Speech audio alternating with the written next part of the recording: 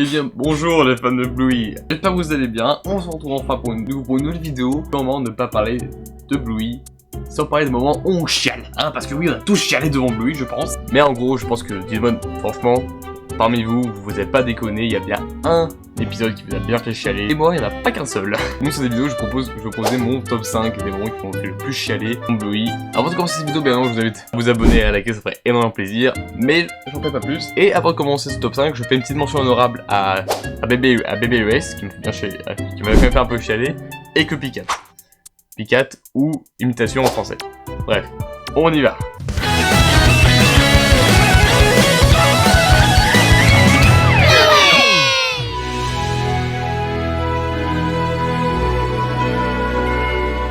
Bon, là on commence avec un épisode qui ça avait chialé beaucoup de monde. Je sais d'ailleurs c'est le préféré de ODT2.A. Son pseudo j'y arriverai jamais. Putain, pourquoi t'as fait un pseudo aussi compliqué toi aussi? Bref, ce youtubeur en animation a fait une vidéo sur Bluey. Je vous ai d'ailleurs allé voir parce qu'elle est très bien. Et il a parlé de Flatpak ou le meuble en kit en français. Tout simplement que c'est vrai que j'ai beaucoup cet épisode. J'ai pas tant regardé ça, mais c'est vrai que quand je le regarde, ce moment est incroyable. Pour vous résumer, c'est vrai que, franchement, juste l'écriture de cet épisode est juste une masterclass. Déjà la petite vanne au début, la petite brisure de quatrième mur, comme on appelle ça, passe très bien. Mais au fur et à mesure, juste voir à la fois l'évolution scientifique et aussi la métaphore religieuse, les deux à la fois, c'est incroyable. Si vous comprenez pas, je vous invite à aller voir la vidéo parce qu'elle est très bien. Vous invite aussi à aller voir l'épisode en lui-même parce que vous allez comprendre très rapidement. Vraiment à la fin, c'est vraiment à chaque fois les fins qui peuvent défoncer dans Bluey. Juste le fait qu'elles évoluent en âge où Bluey devient vieille et Nigo devient une grande fille et quitte sa mère, elle reste seule. Et cette transition dans le meuble en kit justement, avec cette musique, mon de Dieu. Parce que, au cas où c'est pas compris, là, la métaphore, c'est littéralement la mort de Bluey. Et elle rejoint ses créateurs, justement, au paradis. Parce qu'en plus, Bandit le dit littéralement. Et juste, mais je pense que c'est la musique qui m'a battu. C'est rien que l'écriture de cet épisode, ça fait chialer. Je le mets juste en top 5 parce que c'est vrai qu'il n'y a que la fin qui m'a fait chialer. Les autres moments ne m'ont pas tant... C'est un peu long, ça peut être un peu redondant. Mais bon, juste la fin, ça reste une masterclass.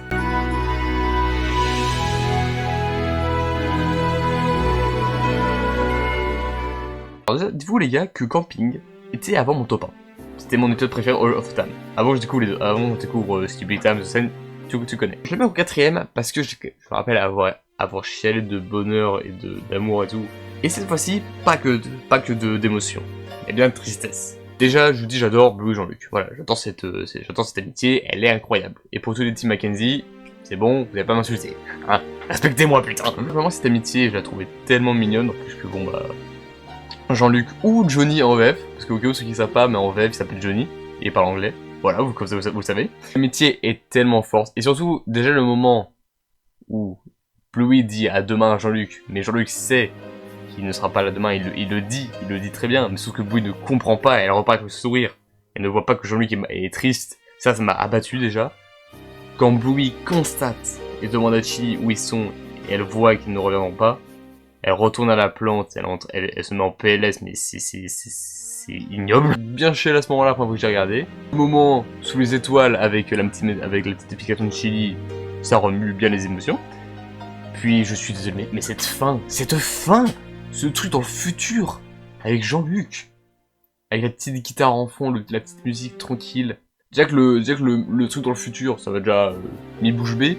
Le retour de Jean-Luc, franchement, que demander de plus? J'avais pas besoin de plus. Si cet épisode a un peu régressé dans mon estime, et attention, il n'a pas régressé, il y a juste des épisodes meilleurs que celui-là, je trouve. Mais il reste quand même une masterclass incroyable, et pour moi, le meilleur épisode de la saison 1, confondu.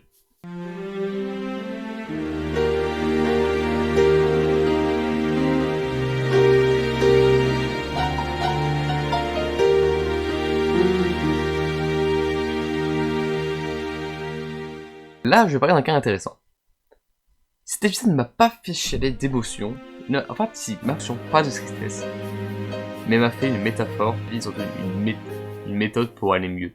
Que j'utilise j'ai récemment utilisé. Stick Bird ou l'oiseau bâton, un dernier épisode de la saison 3, durant tout l'épisode, Bandit n'est pas bien. Il pense à quelque chose qui l'attriste. Et au fur et à mesure de l'épisode, on voit que ça va pas pour lui, jusqu'à ce que Bingo constate que des gamins jouent dans un épisode dans son oiseau bâton. Je comprends sa colère et sa tristesse, parce qu'en même temps, on n'a pas que ça dans la vie. On n'a pas besoin que des enfants nous défendent notre château de sable ou quoi pour être en colère ou être triste dans la vie. On le sait tous.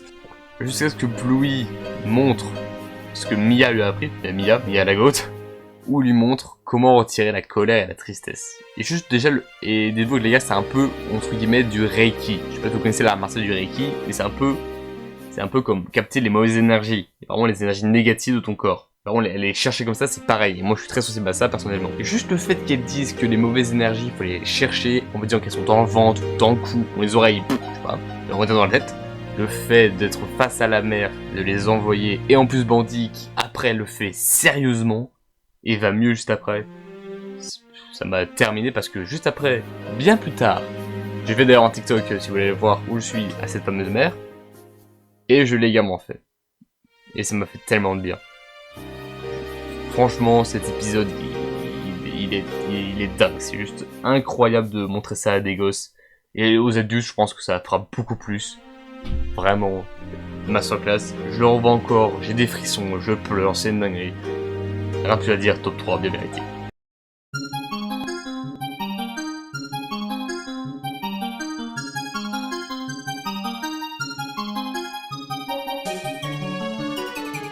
Ah, c'était un grand dilemme, et d'ailleurs même pendant que je tourne cette vidéo, je pensais le mettre en premier. Bah finalement, je vais le mettre en deuxième. Vous verrez c'est quoi le premier, mais en temps on va parler de The Sign. The Sign qui du coup m'a fait flipper. J'ai d'ailleurs réagi avec un autre créateur de contenu Bluey, et mon dieu, on était en transe à ce moment-là. On est réagi tous les deux. L'épisode entier, et c'est incroyable. Mais le moment où j'ai pu chialer, où ça a vraiment commencé, c'est vers le milieu fin, notamment au moment où Bingo apprend et comprend qu'ils vont finalement bien partir. Et quand elle n'a pas compris ça, et qu'elle part en pleurant de la maison, bon ça j'étais pas bien pour elle déjà, parce que j'adore Bingo, c'est le perso que j'adore, c'est mon préféré. Juste après, Bingo essaie de retirer le panneau toute seule, alors déjà ça sert à rien, et en plus elle y arrive pas parce qu'elle est toute seule. C'est vraiment la faute du désespoir. Ça me termine. Ça me met tellement mal. Surtout quand juste après quand elle dit je n'y arrive pas, c'était horrible. Puis cette phase, on voit la maison vide avec cette musique. J'étais en transe à ce moment-là, je déconne même pas.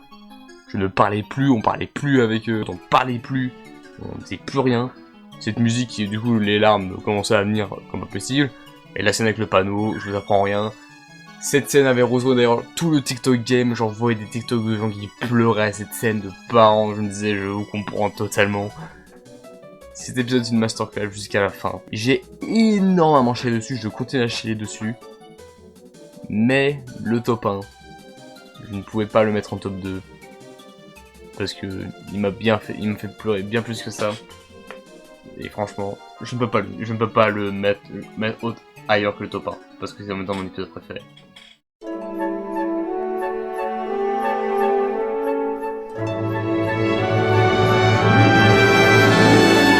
Comment ne pas parler de cette masterclass qui est Sleepy Time ou c'est l'heure de dormir en français. Cet épisode, j'étais également en transe, mais vraiment, dites-vous tout simplement pour vous poser les bases, j'écoute cette musique pour me déstresser.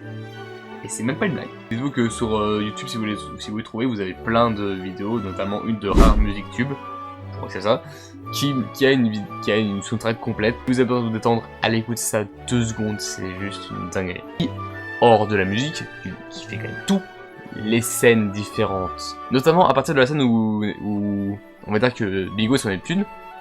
Déjà ce plan. Regardez juste ce plan. Ce plan avec la musique. Juste, j'ai eu un frisson de taré. La scène où Bingo se sépare de Floppy.